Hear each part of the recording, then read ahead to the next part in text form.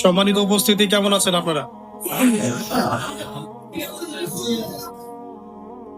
আলহামদুলিল্লাহ, ফিতনাময় পরিবেশে যতটা ভালো থাকা যায় ততটাই ভালো আছে। আলহামদুলিল্লাহ, আলহামদুলিল্লাহ আলা কুল্লি হাল ওয়া ফি কুল্লি মাকান। বর্তমান বিশ্ব এমন একটা জায়গায় দাঁড়িয়ে আছে যার প্রত্যেকটা ডিপার্টমেন্ট ফিতনা এবং ফাসাদ দিয়ে ভর্তি। যে কোনো টপিক চুজ করেন, পরিবার, সমাজ, ধর্ম, রাজনীতি, অর্থনীতি, এমন কোন সেক্টর নাই যেটা এখন ফিতনা এবং ফাসাদ মুক্ত। প্রত্যেকটা সেক্টরই ফিতনা এবং ফাসাদ। ফাসাদ ধর্মের মধ্যেও আছে, ফাসাদ আজকে পরিবারগুলোর মধ্যেও আছে, ফাসাদ এখনকার সমাজগুলোতে আছে, অর্থনীতির মধ্যে আছে এবং পলিটিক্সেও আছে। যেমনটা ফেরেশতারা বলেছিলেন আল্লাহ রাব্বুল আলামিনকে যে আতাজআলু ফিহা মান ইউফসিদু ফিহা ওয়া ইয়াসফিকুদ দিমা। হে আল্লাহ, আপনি কি এমন কাউকে পৃথিবীতে পাঠাতে যাচ্ছেন যে পৃথিবীতে গিয়ে ফিতনা এবং ফাসাদ সৃষ্টি করবে অথবা রক্তপাত ঘটাবে? কার ব্যাপারে কথা বলা হয়েছে? আদম সন্তানের ব্যাপার। আল্লাহ পাক যখন ফেরেশতাদেরকে ডেকে বললেন, ওয়াইয ক্বালা রাব্বুকা লিল মালায়েকা, যখন ফেরেশতাদেরকে তোমার রব বললেন ইন্নী জাঈলুন ফিল আরদি খলিফা, আমি পৃথিবীতে আমার খলিফা পাঠাতে চাই, তখন ফেরেশতাদের উত্তর ছিল এমন, আতাজআলু ফিহা মান ইউফসিদু ফিহা ওয়া ইয়াসফিকুদ দিমা। হে আল্লাহ, আপনি কি এমন কাউকে পৃথিবীতে পাঠাবেন যে পৃথিবীতে গিয়ে ফিতনা এবং ফাসাদ সৃষ্টি করবে এবং রক্তপাত ঘটাবে? ওয়ানাহনু নুসাব্বিহু বিহামদিক ওয়া নুকদ্দিসু লাক, অথচ আমরা ফেরেশতারাই তো আপনার হামদ, সানা, স্তুতি এগুলো বর্ণনা করছি এবং আপনার পবিত্রতার জয়গান গাচ্ছে। তো আল্লাহ পাক এখানে বলছিলেন যে ইন্নী আ'লামু মা লা তা'লামুন, আমি যা জানি তোমরা তা জানো না। এখন বিশ্বের দিকে তাকালে আমরা দেখতে পারি ফেরেশতাদের কথা মাশাআল্লাহ ফলে গেছে। আপনি ধর্মের দিকে তাকিয়ে দেখেন, দেখবেন ধর্মের মধ্যে অনেক বিভক্তি সৃষ্টি হয়েছে। আল্লাহ পাকই হচ্ছেন প্রত্যেক আদম সন্তানের একমাত্র রব, তিনি ছাড়া আর কোনো রব নাই। আছে, তারপরেও ধর্মীয় কনসেপ্টে আমরা বিভিন্ন মতবাদে বিভক্ত হয়ে গেছে। এবং প্রত্যেক ধর্মগ্রন্থ যদি পড়েন, একটু টুকটাক পড়েন, আপনি দেখবেন প্রত্যেকটা ধর্মগ্রন্থেই বলা হচ্ছে যে আল্লাহ একজন, আল্লাহ একজন। যে কোনো ধর্মগ্রন্থ হাতে নেন, দেখবেন আল্লাহ এক। শুধু তাই নয়, বড় বড় রিলিজিয়ন গুলোর রিলিজিয়াস স্ক্রিপচার্স যেগুলো আছে, ধর্মগ্রন্থ যেগুলো আছে, সেখানে মুহাম্মদ সাল্লাল্লাহু আলাইহি ওয়াসাল্লাম যে শেষ নবী সেটাও বলে দেওয়া আছে। তাহলে এর পরেও এত শততা বিভক্ত কেন আমরা? কারণ আমাদের মধ্যে দুটো স্বভাব ঢুকে গেছে। ইবলিসের স্বভাব, সেটা হচ্ছে আবা ওয়াস্তাকবারা, আমরা অস্বীকার করছি এবং অহংকার প্রদর্শন করছি, সত্যকে প্রত্যাখ্যান করছে। আবার মুসলিমদের মধ্যে তাকিয়ে দেখবেন এখানেও হাজারটা দলাদলি আছে, মানুষ হাজারটা দলে বিভক্ত, এক এক দলের এক এক কনসেপ্ট। যদিও আল্লাহ এক, কোরআন এক, নবী এক, তারপরেও বুঝের পার্থক্য। এক একজন, কেউ হয়েছে মুরজিয়া, কেউ হয়ে গেছে জাবারিয়া, কেউ হয়েছে কাদারিয়া, কেউ হয়ে গেছে শিয়া, কেউ হয়ে গেছে খারেজি, কেউ মুতাজিলা। বিভিন্ন মানুষ বিভিন্ন দলে বিভক্ত হয়ে গেছে। মুসলিমদের মধ্যেই, মুসলিমদের মধ্যে কেউ বলছে যে কালিমা লা ইলাহা ইল্লাল্লাহ পড়লেই যথেষ্ট, আমলের প্রয়োজন নাই, এদেরকে বলে মুরজিয়া। মুসলিমদের মধ্যে কিছু মানুষ বলছে কবিরা গুনাহ করলেই তাকে হত্যা করা যাবে না। এরা হচ্ছে এই জেনারেশনের, এই যুগের খাওয়ারেজ, মানে যারা মনে করে কবিরা গুনাহ করলেই মানুষ কাফের হয়ে যায়, তাকে হত্যা করা জায়েজ। এদেরকে পুঁজি করেই ইসলামের নামে সন্ত্রাসবাদী কর্মকাণ্ড ছড়ানো হয়েছে। এই কনসেপ্টের মানুষদেরকে পুঁজি করে মুসলিমদের মধ্যেই কিছু মানুষ বলছে তাকদির বলতে কিছু নাই, মানুষ নিজেই তার ভাগ্যের নিয়ন্ত্রণ। এদেরকে বলা হয় কাদারিয়া। মুসলিমদের মধ্যে কিছু মানুষ বলছে যে ভাগ্যে যা আছে শুধু তাই হবে, আমার কর্মের কোনো স্বাধীনতা নাই। অদৃষ্টবাদী, এদেরকে বলা হয় জাবারিয়া। মুসলিমদের মধ্যে কিছু মানুষ আলী রাদিয়াল্লাহু আনহুকে নিয়ে বাড়াবাড়ি করছে এবং বড় বড় সাহাবীদেরকে গালি দিচ্ছে। রাফেজি আছে, মুতাজিলা, এরা কেমন? অতি যুক্তিবাদী, যুক্তি দিয়ে যেটা বুঝে আসবে কোরআন সুন্নাহ সেটুকুই গ্রহণ করবে, এর বাইরে যাবে না। মুতাজিলা। এর বাইরে আল্লাহ রাব্বুল আলামিনের শুকরিয়া যে আল্লাহ পাক আহলে সুন্নাহ ওয়াল জামাআহ এই আকীদাটা সমাজে প্রতিষ্ঠিত রেখেছেন, যারা কোরআন এবং সুন্নাহর বাইরে যায় না এবং কোরআন এবং সুন্নাহর সেই বুঝ এবং ব্যাখ্যাটা গ্রহণ করে যেটা আল্লাহর নবী এবং সাহাবীদের পক্ষ থেকে এসেছে। এটা হচ্ছে আহলে সুন্নাহ ওয়াল জামাআহ। এই কথাটা নবী সাল্লাল্লাহু আলাইহি ওয়াসাল্লাম বলেছেন হাদিসে যে মুসলিম উম্মাহ ৭৩টা দলে ভাগ হয়ে যাবে, যার একটা দল মাত্র জান্নাতি, বাকি সবাই জাহান্নামী। এই গেল ধর্মীয় দলাদলির কথা। নৈতিকতার অবক্ষয় দেখেন মুসলিমদের মধ্যেই, দেখেন ম্যাক্সিমাম এখন কিন্তু সুদখোর। হ্যাঁ, তারপরে ঘুষ খাচ্ছি দিব্যি, দুর্নীতি করছি, কোনো সমস্যা নাই। ইভেন অনেক সময় জনগণের টাকা লুটপাট করে খাচ্ছি, কোনো প্রবলেম নাই। রাষ্ট্রীয় সম্পদকে নিজের নিজের গনিমত মনে করছে। আমি গতকাল রাতেও এই হাদিসটা আবার পড়েছিলাম। কিয়ামতের আলামত গুলোর মধ্যে এটা অন্যতম একটা, যে রাষ্ট্রীয় সম্পদকে মানুষ নিজের সম্পদ মনে করে খাওয়া শুরু করবে। মানুষ দান সদকা এবং যাকাতটাকে নিজের উপর বার্ডেন মনে করবে। এটা কি বোঝা? যাকাতের বোঝা। এখানে 10টা-12টা কথা আছে। মানুষ খামর মানে মদ, মাআজিফ মানে বাদ্যযন্ত্র, তারপরে জুয়া, তারপরে জিনা, এগুলোকে মানুষ হালাল মনে করবে। হালাল মনে করে নিবে, মদ করবে, নাম অন্য দিবে। আমানতদার ব্যক্তি হয়ে যাবে খেয়ানতকারী, আর প্রত্যেক খেয়ানতকার ব্যক্তিকে মানুষ মনে করবে আমানতদার।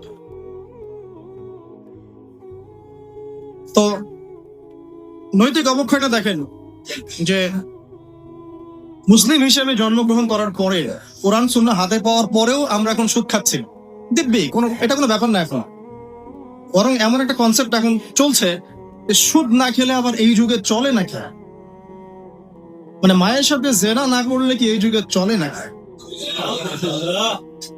রংপুরের একটা ঘটনা, যে আমি এক ডক্টরের কাছে গিয়েছি, ডক্টর টেস্ট করার জন্য গাড়ি থামিয়েছি, দৌড় দিয়ে একটা ছেলে আসছে, আর দূর থেকে আমাকে দেখেছিল, সে গ্লাসে লক করছে। গ্লাস খুলে বললাম কি সমস্যা বলেন? তো বলছে হুজুর জাস্ট আপনাকে দেখে দৌড়ায় আসছি একটা খালি মাসালা জানার জন্য, যে একটা ঘটনা ঘটেছে আমাদের এলাকায়, এটার সলিউশন কি হবে। অনেককে জিজ্ঞাসা করেছে, অনেক রকম কথা বলেছে, আপনার মন্তব্য জানতে আমি দৌড় দিয়ে এসেছি। কি ঘটনা ভাই? তো বলছে যে আমাদের এলাকায় একজন ছেলে, মাদকাসক্ত ছেলে, মানে এডিক্টেড, ড্রাগ এডিক্টেড, সে তার নিজের মায়ের সাথে জেনা করে ফেলেছে। এটা শোনার পরে আমি আসলে কি অ্যান্সার দিব, আমি প্রায় 2 মিনিট চুপ করে বসে আছি। আজ বলবেন কি বলবেন এখন বলেন তো? এই ছেলের এখন করণীয় কি এটা জানতে আসছে, কি করবে এখন সে? 2 মিনিট চুপ করে থাকার পরে আমি একটা কথাই বললাম যে আল্লাহর কাছে খালেস ভাবে তওবা করতে বলে, এর চেয়ে বেশি কিছু আমার বলার নেই। তো ঘটনাটাকে আপনাদের কাছে কত বিব্রত বোধ হচ্ছে না? অরুচিকর মনে হচ্ছে, খারাপ মনে হচ্ছে, কিন্তু আমরা এখন দিব্যি সুদ খাচ্ছি, মায়ের সাথে জেনাও করছে, খারাপ লাগছে না? বরং যুক্তি দিচ্ছি এগুলো না করলে কি যুগে চলে? মহিলাদের অবস্থা দেখেন, গ্রামে গঞ্জে সব সুদী এনজিও ছড়িয়ে পড়েছে এবং তারা সদস্য, জমি জমা, ভিটে মাটি, গরু ছাগল সব খোয়াচ্ছে, তারপরেও খেতে হয়। কারণ ওই যে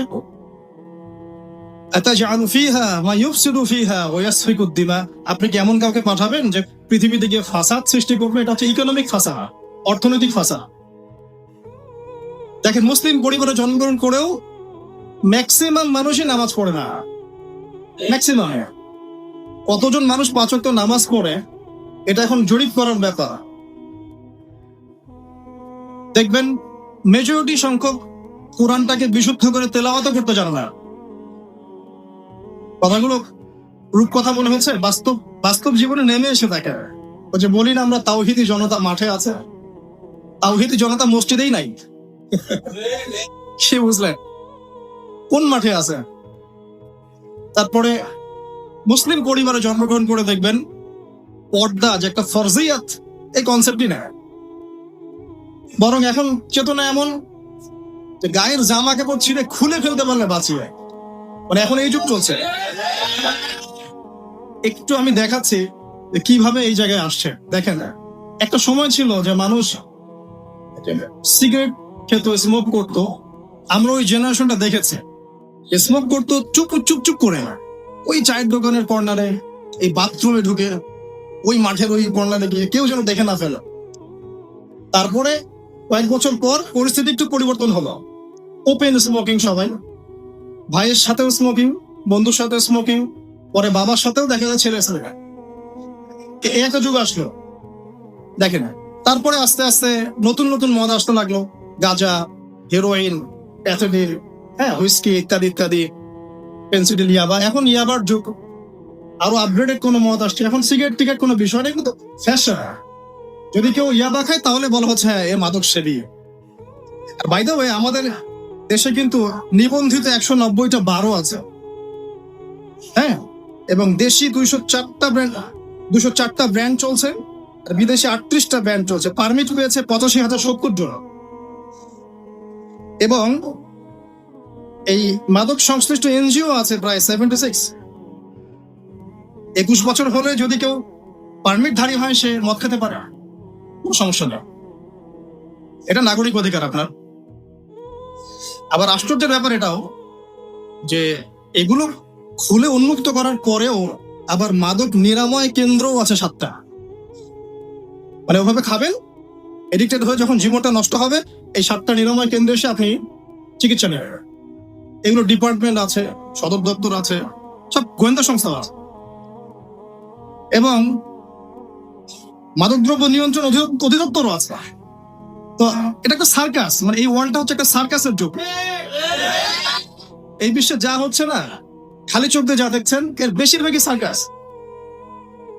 যেটা বলছিলাম, এখন ইয়াবার যুগ চলছে না। একটা সময় ছিল যখন ছেলে মেয়ে যদি অ্যাফেয়ার করতো লুকিয়ে লুকিয়ে, চিঠি দিয়ে, কেউ যেন না জানে, তাই না? ঠিক, তার মানে এগুলো পার করে আসতে পারা। তো লুকিয়ে লুকিয়ে ছিল, কেউ যেন দেখে না ফেলে। কফি শপে বসলেও খুব সাবধানে, রিক্সায় বসলে কেউ যেন না দেখে। তারপর একটা যুগ আসলো, জানলে কোনো সমস্যা।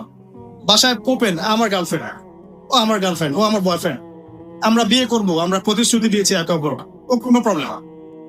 তারপর একটা যুগ আসলো যে যেহেতু প্রেম করছি, বিয়েই তো করতে যাচ্ছি, তো সেক্স করলে সমস্যা কোথায়? তখন আমি সেক্সুয়াল অ্যাক্টিভিটি শুরু হলো। মেয়েরা যদি বাইরে বের হতো, তাহলে যদি কোনো মেয়ের শর্ট কামিজ থাকতো বা আটো পোশাক থাকতো, সে গিল্টি ফিল করতো যে সবাই আমার দিকে তাকাচ্ছে, কেমন লাগছে। আর বেশিরভাগ মানুষ এমনটা করতো না, ওই কয়েকজন করতো। আস্তে আস্তে একটা যুগ আসলো যে না, এখন বেশিরভাগই পরে সয়ে গেল। তারপর একটা যুগ আসছে সরাসরি সেক্স, প্রেম টেম কিছুই নাই, এখন খালি সেক্স। পতিতালয়ে যাবো, সেক্স করবো, চলে আসবো। গার্লফ্রেন্ডের সাথে সম্পর্ক লাগে সেক্স, তারপরে বাজ বিচার করে দেখবো কোনটা ভালো। আর বাই দ্য ওয়ে, আমাদের দেশে 14টা পতিতালয় আছে, হ্যাঁ। আর এগুলো আমি বানিয়ে বলছি না, আপনি গুগল করলেই দেখতে পারবেন। তারপর একটা যুগ আসছে এখন যে হিজাব তো সরিয়েছি, তারপর আস্তে আস্তে ড্রেসটা একটু ছোট হলো, তারপর একটু টাইট ফিটিং, ঠিক আছে, একটু শর্ট করতে করতে এখন রেভলিউশন আসছে, এটাও খুলে ফেলে তোকে। আমি আপনাকে বলে দিই হাদিস থেকে, এরপর কি হবে? ওই যে গোপনে গোপনে জেনা এবং এই যে অল্প অল্প অশ্লীলতার যুগটা থেকে যখন প্রকাশ্যে জেনা আর অশ্লীলতার সয়লাভের যুগটা আসছে এখন, এরপরে হবে কি, মানুষ রাস্তাঘাটেই জেনা করবে। রাস্তাঘাটে এইখানে কেউ সেক্স করতেছে, ওইখানে কেউ সেক্স করতেছে, ওইখানে দেখবেন, এইখানে দেখবেন। বিশ্বাস হচ্ছে না? এটা নবী সাল্লাল্লাহু আলাইহি ওয়াসাল্লাম বলেছেন যে কিয়ামত হবে না ততদিন পর্যন্ত, যতদিন মানুষ রাস্তাঘাটে আনাচে কানাচে জেনা করবে না। তখনকার সবচেয়ে ভালো মানুষ যে হবে, সে কে জানে? যে গিয়ে ওদেরকে বলবে যে কাজটা এখানে করছো একটু দেয়ালের পিছনে যে করতে পারতে না, এ হবে সবচেয়ে ভালো মানুষ। হাদিসে এমন ভাষা এসেছে না। যুগ কিন্তু হঠাৎ করেই এরকম ফাসাদপূর্ণ হয় নাই। আস্তে আস্তে আস্তে আস্তে দেখেন, প্রথমে মাদক গোপনে, দেন প্রকাশ্যে, তারপর এটা ফ্যাশন হয়ে গেল, সবাই খাচ্ছে, কে কি বলো। প্রথমে পর্দা সবাই করতো মোটামুটি, 100 বছর আগের যুগে যান দেখবেন ম্যাক্সিমাম পর্দা। তারপরে আস্তে আস্তে রেভলিউশন, ফ্যামিনিস্ট রেভলিউশন, কাপড় ছোট হতে হতে হতে এখন বিকিনির যুগ আসতেছে, সবাই বিকিনি পরে ঘুরো। কে এগুলোর বলার আছে? আমার পোশাক আমি পরবো, আপনার বলার কি অধিকার আছে? আমার দেহ আমার সিদ্ধান্ত, আমার দেহ আমার সিদ্ধান্ত। এরপরে আসবে ওই যুগটা যখন মানুষ রাস্তাঘাটে জেনা করবে, আর আল্লাহ রাব্বুল আলামিন বলেছেন তার রাসূলের মাধ্যমে ওদের সামনে কিয়ামত হবে ইনশাআল্লাহ। মানুষ এইভাবে ফাসাদে জড়িয়েছে। মুসলিম পরিবারে জন্মগ্রহণ করার পরেও এই জিনিসগুলো অমুসলিমরা করুক, খ্রিস্টানরা করুক, বৌদ্ধরা করুক, ইহুদিরা করুক, আমাদের কিচ্ছু যায় আসে না। ওরা সারা দেশ সভ্যতা একাকার করে ফেলে, আমাদের কিচ্ছু যায় আসে না। মুসলিম পরিবারে জন্মগ্রহণ করার পরে একটা মুসলিম ছেলে মুসলিম মেয়ে কিভাবে গো? দেখবেন মুসলিম পরিবারে জন্ম নিয়েছে, নামাজ নাই, কোরআন তেলাওয়াত নাই, আল্লাহর তো জিকিরের কোনো খবরই নাই। তারপরে দিব্যি সুদ খাচ্ছে, ঘুষ খাচ্ছে, এটা ফ্যাশন। দুর্নীতি এটা কমন, সবাই করে, আমি একটু করলে সমস্যা কোথায়? সবার ভিতরে একটা মানে আত্মিক দুর্নীতি, মানে আমাদের আত্মাটাই দুর্নীতিগ্রস্ত হয়ে গেছে। যখন একটা মানুষের আত্মা দুর্নীতিগ্রস্ত হয়ে যাবে তখন তার কাজগুলো হবে এরকম। একজন রাইটারের বই পড়ছিলাম, তিনি লিখেছেন যে এখন চলমান যে সময়টুকু চলছে এটা কিন্তু অনেক আগের বই, ওই সময়ের কথা তিনি বলছেন যে এখন যে চলমান সময় চলছে এই যুগে যদি আত্মাটাকে দেহের রূপ দেয়া যায় আর দেহটাকে আত্মার রূপ দেয়া যায় তাহলে দুর্গন্ধে কোনো মানুষ আমার কাছে আসবে না। আমি বুঝাতে পারিনি মনে হয়। আমাদের সুন্দর দেহটাকে যদি আত্মা বানিয়ে দেওয়া হয় আর আমাদের কুৎসিত আত্মাটাকে যদি দেহ বানিয়ে দেওয়া হয়, এত বিভৎস দেখাবে, সামনে কেউ যাবে না। তো যেটা বলছিলাম, ধর্ম মুসলিমদের মধ্যেই ফাসাদ চলছে, ইকোনমিক সেক্টরে ফাসাদ, রিবা, দুর্নীতি, সুদ, ঘুষ, কমন, এগুলো সবাই করছে। মুহাম্মদ সাল্লাল্লাহু আলাইহি ওয়াসাল্লামের উম্মত কিন্তু আমরা কিন্তু আল্লাহর সেই বান্দা যাদের পিতাকে আল্লাহ পাক ফেরেশতাদের সামনে সাজদা করিয়েছেন না জ্ঞানের কারণে। সমাজের ক্ষেত্রে যান, দেখবেন সমাজের কাঠামোগুলো ভেঙে পড়ছে। প্রতিবেশী কে থাকে সেটাও মানুষ এখন জানে না, যে আমার পাশের বাসা আছেটা কে। একজন আরেকজনের উপকার করা, কাউকে ছাড় দেয়া দিন দিন কমে যাচ্ছে। দেখবেন কারো উপকার করা এটাকে মানুষ বিরক্তি মনে করছে না। রাস্তাঘাটে চলবেন, কেউ ছাড় দিতে রাজি নয় না, যে আপনার আগে যেতে পারবে সে ভাবখানা, কেউ ছাড় দিতে রাজি নয়। রাস্তার নিচু থেকে উঁচু শ্রেণী পর্যন্ত কেউ অন্যের স্বার্থে নিজের স্বার্থ বিসর্জন দিব, ছাড় দিব, এটা চিন্তা করা যাচ্ছে না। সমাজের কাঠামো কিন্তু ভেঙে গেছে। রাস্তাঘাটে দেখবেন বেপরদামি, প্রিমিক্সিং, জেনা, অশ্লীল মুভিজ। সমাজের কাঠামো বলে কিছু নাই এখন, যা আছে একটা খোলস, ভিতর থেকে এটা পুরো পচে গেছে। কিনা পচলো কার কারণে? আমার কারণেই তো, আমার আপনার কারণেই পচেছে। তা কিভাবে হচ্ছে আমি সেদিকে যাচ্ছি। পলিটিক্সে যান, গ্লোবাল অ্যাফেয়ার্সে যান, ফাসাদ আর ফাসাদ। বিশ্ব নিয়ন্ত্রকদের এখন একটাই কাজ, যুদ্ধ বাঁধিয়ে দেওয়া আর অস্ত্র বিক্রি করা। কার কার মাঝখানে যুদ্ধ বাঁধাবে আর কোথায় কোথায় অস্ত্র বিক্রি করবে, এটাই টেন্ডেন্সি, কিচ্ছু না। মানুষের জীবনে কোনো মূল্যই নেই এদের কাছে। একটা বোমে যে ইয়েমেনের হাজার হাজার শিশু মারা যাচ্ছে, কোনো ফিলিংসই না। বাচ্চাগুলো মরে গেল, কি হয়েছে? মনে পিঁপড়া দলে দিলে যেমন মানুষের কোনো ফিলিংস থাকে না, মানুষের জীবনের মূল্য এমন হয়ে গেছে। নবী সাল্লাল্লাহু আলাইহি ওয়াসাল্লাম এটা বলেছিলেন, শেষ জামানে হারাজ বেড়ে যাবে। হারাজ মানে হত্যা। কাতেল যে হত্যাকারী সে জানবে না লিমা কাতালা, কি জন্য সে হত্যা করলো। মাকতুল সে জানবে না যে লিমা কুতিল, কি জন্য তাকে হত্যা করা হলো। আর নিয়ন্ত্রণ শক্তি যারা বিষয়, সমস্ত বিশ্বটাকে ওদের দাসত্বের মধ্যে আনতে চায়। আর এই দাসত্বের পথে একমাত্র বাধা হচ্ছে মুসলিমরা, বাকিরা তো আর বাধা নাই। এই কারণে মুসলিম সমাজের মধ্যে এগুলো বেশি বেশি ছড়িয়ে দেওয়া হয়েছে, পর্ন, জিনা, মাদক, এটা সেটা, যাতে করে মুসলিমদের আধ্যাত্মিক যে শক্তিটা এটা না থাকে। যখন আপনার কাছে আধ্যাত্মিক কোনো শক্তি থাকবে না তখন আপনি পরাজিত। তো সুদ ছড়িয়ে দিচ্ছে সারা ওয়ার্ল্ডে। সুদ কি আর বাংলাদেশ থেকে এসেছে? সুদ পশ্চিম থেকে আসছে। পর্নোগ্রাফি কি বাংলাদেশ থেকে আসছে? পশ্চিম থেকে আসছে। পৃথিবীর প্রথম পর্ন যে মুভি, এটা তৈরি করেছে ব্রিটেন, সরি আমেরিকা। 7 মিনিটের ক্লিপস, ক্যালিফোর্নিয়া শুট করা হয়েছে, এবং তারপর আস্তে আস্তে সারা ওয়ার্ল্ডে ছড়িয়ে দেওয়া হয়। সারা বিশ্বে এই পর্নের বিজনেস হয় $97 বিলিয়ন প্রতি বছর, যার মধ্যে $12 বিলিয়ন প্রফিট করে আমেরিকা। খোলামেলা কথা কিনা, এটা ইন্ডাস্ট্রি একটা। এটা দিয়ে মুসলিম যুবকদের নৈতিক চরিত্রটাকে শেষ করে ফেলা হচ্ছে। আমাকে খুব ভালো মনে হচ্ছে, আপনাকে খুব ভালো মনে হচ্ছে, অমুক হুজুরকে খুব ভালো মনে হচ্ছে।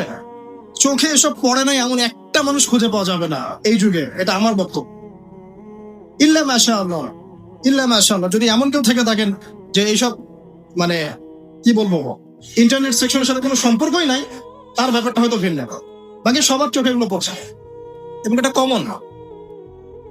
এবং এগুলো কিন্তু দিন দিন গ্রামে বাড়ছে বেশি।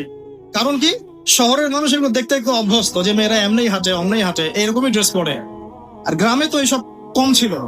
যখন গ্রামে এই পর্ন চলে গেছে, তখন গ্রামের যুবক কারকে ঠেকায়।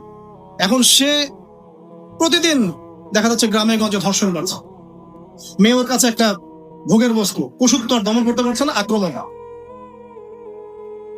আর এসবের যেহেতু ইসলামিক কোনো বিচার হচ্ছে না, ইসলামিক লস কেমন, যে একজন চুরি করেছে, জুমার দিন নামাজ হবে, নামাজের পরে সমস্ত এলাকার লোকজন দাঁড়িয়ে থাকবে, সমস্ত এলাকার লোকজনের সামনে তার হাতটা কেটে ফেলে দেওয়া।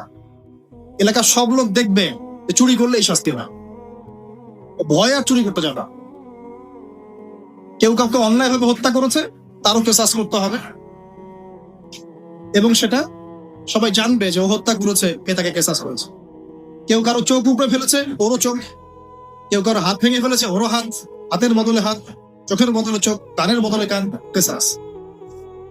ধর্ষণ করেছে, জনসমক্ষে সবার সামনে নিয়ে এসে দৈনন্দিন কোর্ট বসে সাক্ষী প্রমাণ নিয়ে মৃত্যুদণ্ড। সবাই দেখবে যে মৃত্যুদণ্ড। প্রয়োজনে এই যে প্রজেক্টর লাগিয়ে লাগিয়ে দেখা, এই যে এই কাজ করেছে, এই শাস্তি। রাস্তাঘাটে ইফটিজিং হচ্ছে, মোবাইল কোর্ট থাকবে, ইফটিজিং হচ্ছে, রিপোর্ট প্রমাণ ধরা হবে, সাথে সাথে বিচার। এরকম একটা মাস করলে পরে দেখবেন অপরাধের মাত্রা বাড়ে না, কম। আল্লাহর কসম করে বলছি, এটা ইনশাআল্লাহ 80% কমে যাবে ইনশাআল্লাহ। কিন্তু এটা করলে কি হবে জানেন? ওই যে পশ্চিমে বসে আছে বিশ্ব নিয়ন্ত্রণ সংস্থা, ওরা বলবে যে স্টেটের দিকে নজর রাখা, এরা মৌলবাদী হয়ে যাচ্ছে, এরা সন্ত্রাসী হচ্ছে, মানবাধিকার লঙ্ঘন করছে, ইত্যাদি ইত্যাদি। অথচ তুমি মিয়া সারা বিশ্বের মধ্যে লাখ লাখ মানুষকে বোম মেরে হত্যা করে দাও, তোমার মানবাধিকার লঙ্ঘন হয় না? সবখানেই ফাঁসা। হকটাকে মানুষ বাতিল মনে করছে, বাতিলকে মানুষ হক মনে করছে। সত্যবাদী তাকে মিথ্যাবাদী বলা হচ্ছে, মিথ্যাবাদীকে সত্যবাদী বলা হয়। এখানে মুসলিমদের জীবনের মূল্য কমে গেছে। এদিকে আর লম্বা করছি না, আমি আমার লেকচারের মূল জায়গায় আসছি। এখান থেকে আমি লেকচার একটা দিকে ফোকাস করে আমি শেষ করবো। সেটা হলো, এই সমস্ত প্রবলেমস গুলো আমাদের পক্ষে সলভ করা সম্ভব নয়। সলভ করার মতো ক্ষমতা আমাদের নাই, অনেক ক্ষেত্রে আমাদের সে জ্ঞানও নাই, এগুলো নিয়ে ভাবার সময়ও নাই। কিন্তু একটা জায়গায় আমরা ফোকাস করতে পারো, একটা জায়গায়। আজকের লেকচারের এটা সবচেয়ে মূল জায়গা। সেটা হচ্ছে, আল্লাহ পাক আমাদেরকে স্ব পরিবার দিয়েছেন, তাই নাই? এবং এই পরিবারটা হচ্ছে একটা সমাজের গঠন একক। আমরা পড়েছি না, গঠন একক। একটা জিনিস, একটা কোষ, তার মধ্যে গঠন একক আছে না, অণু পরমাণু আছে না। সমাজ হচ্ছে, সমাজের অণু বা পরমাণু হচ্ছে পরিবার। একটা সমাজে যদি 100টা পরিবার থাকে, তার মধ্যে যদি 90টা পরিবার সৎ হয়, আল্লাহওয়ালা হয়, ইসলামিক অনুশাসন মেনে চলে সত্যিকার অর্থেই, ইনশাল্লাহ ওই সমাজটা কিন্তু দেখবেন 8-10টা সমাজের চেয়ে ভালো থাকবে ইনশাআল্লাহ। আর একটা সমাজে মনে করেন 100টা পরিবার আছে, 90টাই ইসলামের বিরোধী শক্তি, ইসলামের এগেনস্টে চলে, ইসলামের কোনো পরোয়া নাই, আল্লাহ পাকের হুকুম আহকামের 5 পয়সা পরোয়া না। ওই সমাজের অবস্থা নিঃসন্দেহে দুনিয়াতেও ধ্বংস হবে, আখিরাতেও ধ্বংস। আর এই সমাজগুলোকে নিয়েই তো একটা রাষ্ট্র হয় নাকি? আর এইভাবে রাষ্ট্র নিয়ে তো বিশ্ব। তাহলে ক্ষুদ্রতম যে জায়গাটা, সেটা কি? পরিবার। এই জায়গায় আল্লাহ পাক আপনাকে কর্তৃত্ব দিয়েছে। এখানে কিন্তু আপনার উপর লাঠি কেউ ঘোরাচ্ছে না। আপনি অ্যাজ এ বাবা, আপনি পরিবারের কর্তা, অ্যাজ এ স্বামী আপনি পরিবারের কর্তা, ভাই আপনি পরিবারের কর্তা। আমাদের প্রথম স্টার্টিংটা এই ফ্যামিলি থেকে করা উচিত। তো আল্লাহ পাক এই বিষয়ে কি বলছেন আমি ওই একটা বলে সামনে যাই। আল্লাহ পাক সূরা তাহরিমের মধ্যে 6 নম্বর আয়াতে বলেছেন যে ইয়া আইয়ুহাল্লাযীনা আমানু, হে মুমিনগণ, আমাদেরকে আল্লাহ পাক বলছেন হে মুমিনগণ, কু আনফুসাকুম ওয়া আহলিকুম নার, তুমি নিজে জাহান্নামের আগুন থেকে বাঁচো। আগে নিজের চটকায় তুমি তেল দাও, নিজে জাহান্নামের আগুন থেকে বাঁচো। ওয়া আহলিকুম নার, তোমার যে পরিবার বর্গ আছে এদেরকে জাহান্নাম থেকে বাঁচাও। এই বাঁচানোটা কেমন দেখেন, আপনাদের বাসায় ছোট ছোট বাচ্চা কাচ্চা আছে না? আছে তো। একটা বাচ্চা যদি আগুন ধরতে যায়, ধরেন ও বোঝে না যে আগুন কেমন হবে, ছোট বাচ্চা কয়লা ধরতে যাচ্ছে, হ্যাঁ আগুন হাত দিতে যাচ্ছে, তো আপনি কি করবেন?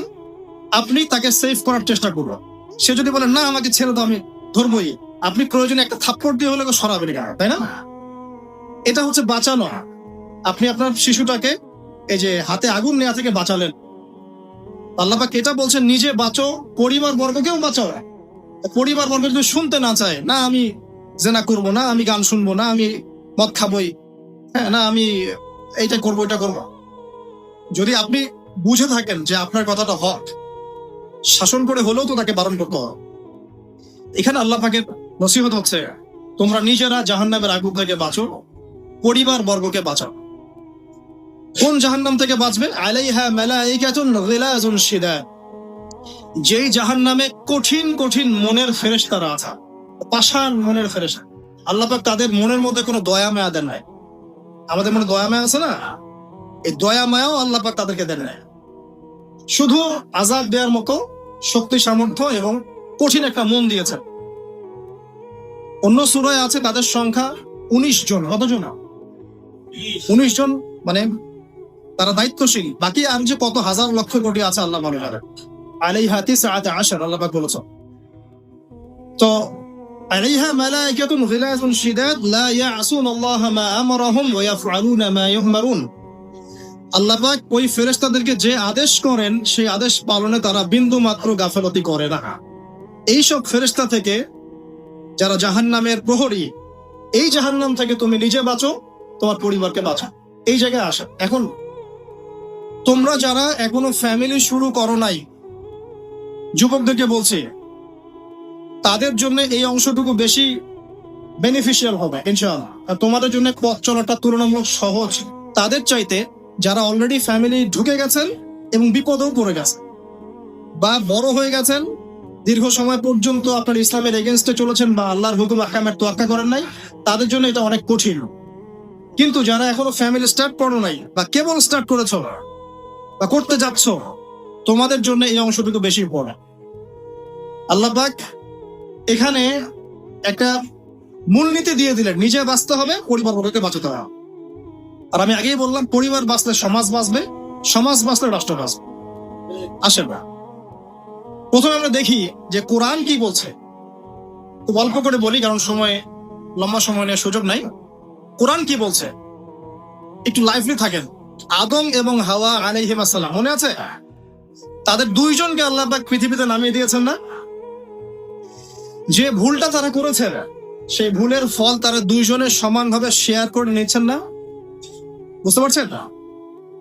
আল্লাহর সীমা লঙ্ঘন করার পরে তাদেরকে যে আল্লাহ পাক নামিয়ে দিলেন পৃথিবীতে, এখন এই যে লম্বা সময় তাদেরকে পৃথিবীতে থাকতে হবে, পৃথিবীর এইসব ভোগান্তি পোহাতে হবে, হ্যাঁ জান্নাতের সেই নাজ নেয়ামত থাকছে না, এই যে কষ্টের পথ চলা, এই পথ চলাটা কি স্বামী স্ত্রী একসাথে না? এভাবে যদি পরিবারের স্বামী এবং স্ত্রীরা তাদের জীবনের উদ্দেশ্যটা ফিক্স করতে পারে এবং সমস্ত বাধা বিপত্তিকে হাসি মুখে একসাথে ডিঙাতে পারে, পরিবারে শান্তি আছে। যদি না পারে তাহলে বুঝবেন যে সে আদর্শ স্বামী ছিল না, অথবা সে আদর্শ স্ত্রী ছিল না। এখান থেকে শিক্ষা হচ্ছে দুইজনের জীবনের উদ্দেশ্য একই রকম হতে হবে, দুইজনের লাইফের মিশন সেম হতে হবে, তখন আপনি পরিবারে শান্তি পাবেন ইনশাআল্লাহ। যদি না হয় তাহলে আপনি বিয়ের মধ্যে ভুল করেছেন। অতএব এই জায়গায় নসিহতটা প্রথম নেন। তারপরে চলে আসেন নূহ আলাইহিস সালাম, মনে আছে না? তার একজন ছেলে ছিল, সে কি মুমিন ছিল? করেন নাই? সে কিন্তু মুমিন ছিল না, সে অস্বীকারী ছিল। তার নূহ আলাইহিস সালামের স্ত্রী, সে কি মুসলিম ছিল? চিন্তা করতে পারেন? একজন নবীর স্ত্রী মুসলিম নন, একজন নবীর ছেলে তিনি আল্লাহর আদেশের পরোয়া করছেন না, আল্লাহ বলছেন লাইসা মিন আহলিক, এই ছেলে তোমার পরিবারের কেউ না। নূহ আলাইহিস সালাম বলছেন হে আল্লাহ, সে আমার পরিবারের একজন, তাকে ক্ষমা করে দাও। আল্লাহ বলছেন লাইসা মিন আহলিক, সে তোমার পরিবারের কেউ না। নবী পরিবারের সদস্য হওয়া সত্ত্বেও লূত আলাইহিস সালামের স্ত্রী, সে কি জান্নাতি না জাহান্নামী? তাহলে এখানে বোঝেন যে নবী পরিবার হলেও যদি ব্যক্তিগত পর্যায়ে মানুষের মধ্যে ঈমান ইসলাম না থাকে, তাহলে এইসব বংশের পরিচয়, রক্ত, বর্ণ, জাতীয়তাবাদ, ভাষা, এগুলো মানুষকে আল্লাহর আযাব থেকে বাঁচাতে পারবে। নবীর পরিবারের সদস্য হওয়া সত্ত্বেও তারা জাহান্নামের আযাব শ্রদ্ধাহারিণ করে। তাহলে আমাদের কাজ কি? নিজের চটকাটা তেল দেওয়া। গান আমি কত বড় আলেমের ছেলে, আমি কত বড় দায়ীর স্ত্রী, আমি কত বড় মানে মুফাসসির মুহাদ্দিসের সন্তান, ভাই, এসবের কোনো মূল্য নাই। নিজে আমি ভালো কিনা, নিজে প্রকৃত মুসলিম মুমিন কিনা, এটার মূল্য আছে। এই কারণেই হয়তো আমাদের নবী সাল্লাল্লাহু আলাইহি ওয়াসাল্লাম তার মেয়ে ফাতিমা রাদিয়াল্লাহু আনহাকে বলছেন, হে ফাতিমা, হে আমার কলিজার টুকরা মেয়ে, হে আমার কলিজার টুকরা মেয়ে, তুমি শোনো, পৃথিবীতে আমার কাছে যা চাওয়ার তুমি চেয়ে নাও, পরকালে আমি তোমার কোনো হেল্প করতে পারছি না। অথচ আমরা জানি নবী সাল্লাল্লাহু আলাইহি ওয়াসাল্লাম সবার জন্য কি করবে? সুপারিশ করবে না, সেটা অন্য বিষয়। তোমাকে তোমার হিসাব একাই দিতে হবে, নবী সাল্লাল্লাহু আলাইহি ওয়াসাল্লাম এটা বলেছেন। একদিন তিনি বাসায় ঢুকলেন, দেখছেন আয়েশা রাদিয়াল্লাহু আনহা কান্নাকাটি করছে। আয়েশা, বলে রাখি, আয়েশা রাদিয়াল্লাহু আনহা সম্পর্কে আমাদের নবীজি বলেছেন, তাকে প্রশ্ন করা হচ্ছে আপনি পৃথিবীতে সবচেয়ে বেশি কাকে ভালোবাসেন? তিনি বলছেন আয়েশাকে। তারপরে কাকে ভালোবাসেন? আবু বকর। তারপর কাকে ভালোবাসেন? ওমর। কথা বুঝতে পারছেন? সেই আয়েশা রাদিয়াল্লাহু আনহা বাসায় কান্নাকাটি করছেন। তিনি বলছেন কি জন্য কাঁদছো হে আয়েশা? আয়েশা রাদিয়াল্লাহু আনহা বলছেন জাহান্নামের আযাবের ভয়ে আমি কাঁদছি। কি হবে ইয়া রাসূলুল্লাহ আমাদের শেষে? তখন আল্লাহর নবী তার স্ত্রীকে বলছেন, যাকে তিনি সবচেয়ে বেশি ভালোবাসেন, তাকে বলছেন তিনটা ক্ষেত্র বা তিনটা জায়গা আছে যখন পৃথিবীর কোনো মানুষকে চিনতে পারবে না পরকালে, এমনকি আমিও তোমাকে চিনতে পারবো। সেটা কি? যখন এই যে মিজানের পাল্লাটা দাঁড় করানো, যে এটা ভারী হচ্ছে না হালকা হচ্ছে, এ সময় কেউ কাউকে চিনবে না, কারো কথা কারো মনে থাকবে না। যে গার্লফ্রেন্ডের জন্য আপনি জীবন দিচ্ছেন তার কথা আপনার মনে থাকবে না। যে স্ত্রী সন্তানের জন্য আপনি সারা জীবন দুর্নীতি করে গেলেন তার কথা আপনার মনে থাকবে না।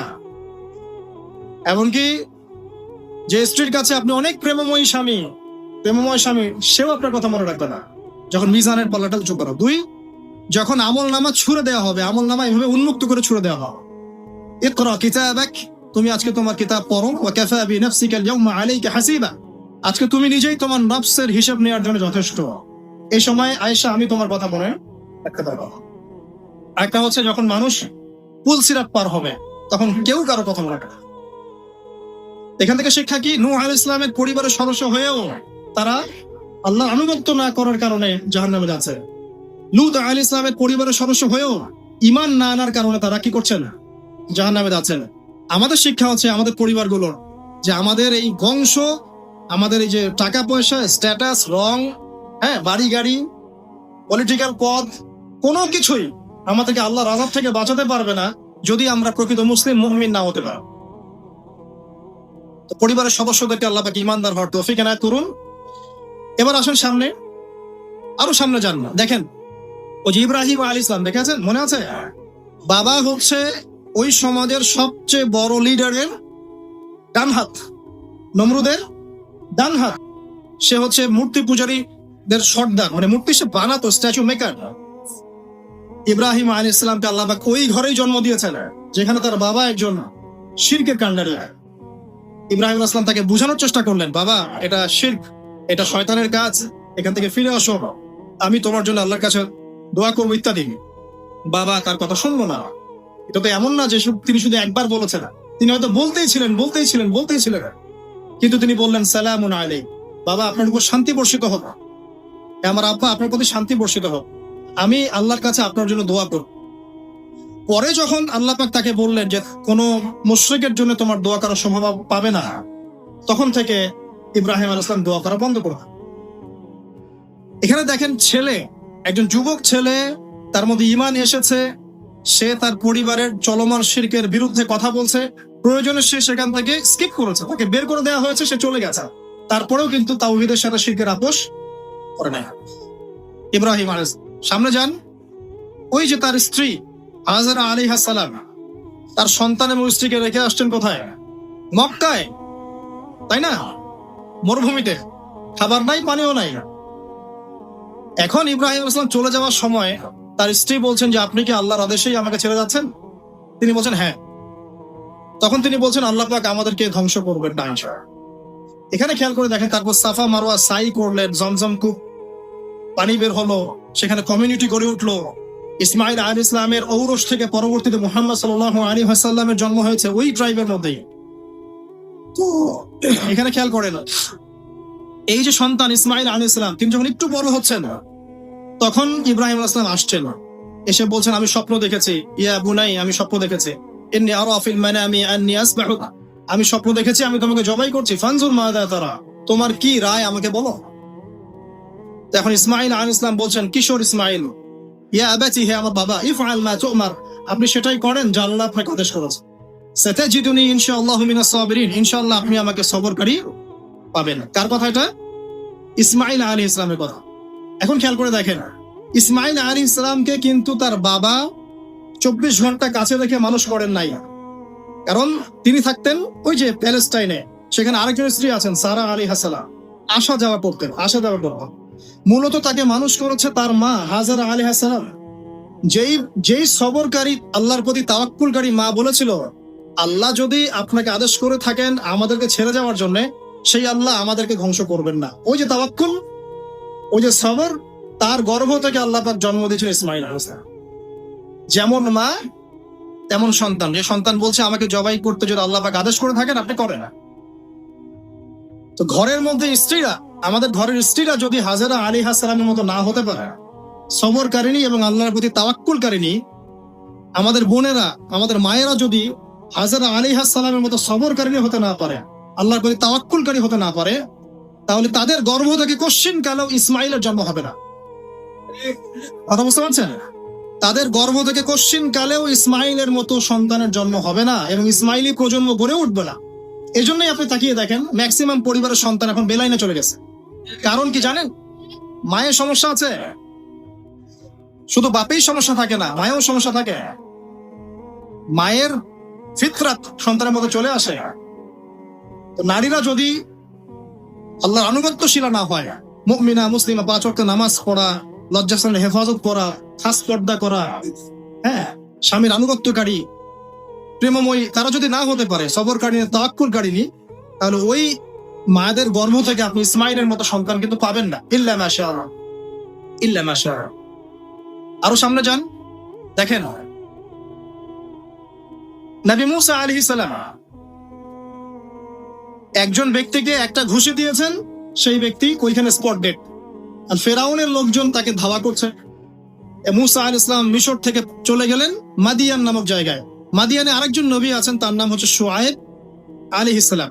সেখানে গিয়ে তিনি গাছের নিচে বসে আছেন, দেখলেন দুজন মেয়ে দূরে দাঁড়িয়ে আছে, পানি নেয়ার মতো চান্স পাচ্ছে না।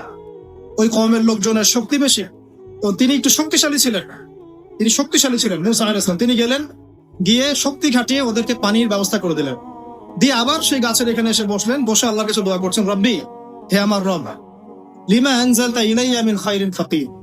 এখানে কিন্তু তার কোনো গৃহ নাই, থাকার জায়গা নেই, খাবার কিছু নাই, কোনো পরিচিত কেউ নাই, একদম নিঃস্ব, শূন্য হাতে, হাত উঁচু করে আল্লাহর কাছে বলছেন, রব্বি ইন্নী লিমা আনজালতা ইলাইয়া মিন খায়রিন ফাকির। হে আল্লাহ, আপনি আমার উপর যে অনুগ্রহটা বর্ষণ করবেন, আমি এর জন্য ভিখারি হয়ে বসে আছি। এবার আল্লাহ পাক ওই একটা মেয়েকে পাঠালেন।